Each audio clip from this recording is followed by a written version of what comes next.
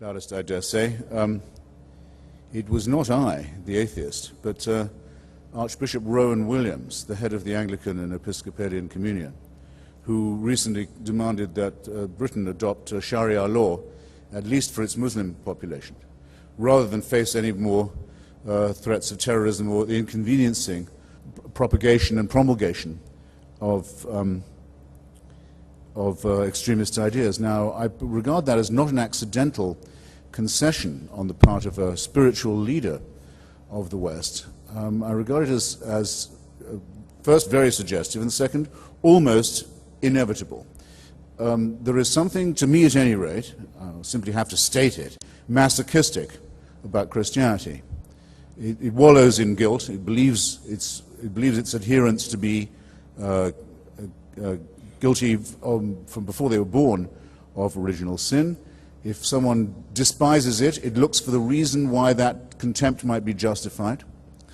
And it proposes the hideous, the disgusting, the contemptible, the revolting, the dangerous, the suicidal idea, which everyone in this room must teach themselves to repudiate, that we should love our enemies. This is an obscene conceit. Dr. Rowan Williams, who does the most perfect impersonation of a Welsh sheep I have ever seen, can go love his own f***ing enemies. I don't want him loving mine. I don't want him telling me that I must learn to adore the misunderstood Al-Qaeda sympathizer. I don't want him saying in the name of his contemptible Nazarene ideology that I must give up my freedom, that the rule of law in the country of my birth is over, that there's a separate law for people of a separate religion, that we are not all governed by the same courts, not all by the same understanding, that anyone with a different faith can claim a different jurisdiction. That is moral and political and cultural suicide, and not to call it Christian would be to miss the point.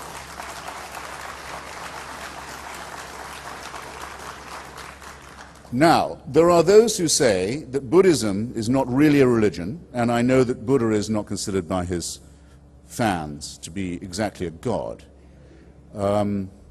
He was born out of a slit in his mother's side, which makes me suspicious.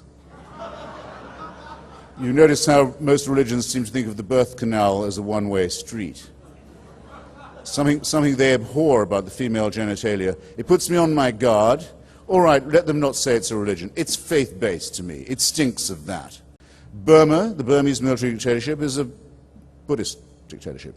It stays in power by building itself bigger and bigger pagodas in its own name and asking its luckless inhabitants and subjects to identify it, the anonymous military camarilla, with the precepts of Buddhism, which include the terrible, immoral doctrines of fatalism, surrender, reincarnation, and the idea that those who suffer in this life are being punished for the sins of a previous one.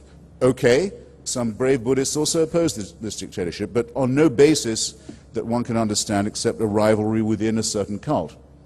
I've been to North Korea, the most perfected, the most perfected totalitarian system, probably in the history of the world. I've actually been to all the axis of evil countries, but North Korea, as you may know, is run currently by someone who's only known as Mr. Chairman, Kim Jong-il. He can't be called Mr. President because his father, Kim Il-sung, is still the president of North Korea. He's been dead for 10 years, which makes North Korea into what I call a necrocracy, or a thanatocracy, or a mausolocracy, but he's still the president. Kim Jong-il is only head of the party and the army, not of the state. You notice this, and he's considered to be a reincarnation of his father. You notice this leaves North Korea one short of a trinity. This is not an atheist state. It's the most worshipful and religious country I have ever seen. When I was young, I used to wonder, when they told me what hell was like, I could believe it. When they told me what heaven was like, eternal praise. You get to sing the praises of God forever, every day, all the time, round the clock, forever. Not just for the rest of your life, forever. That's heaven.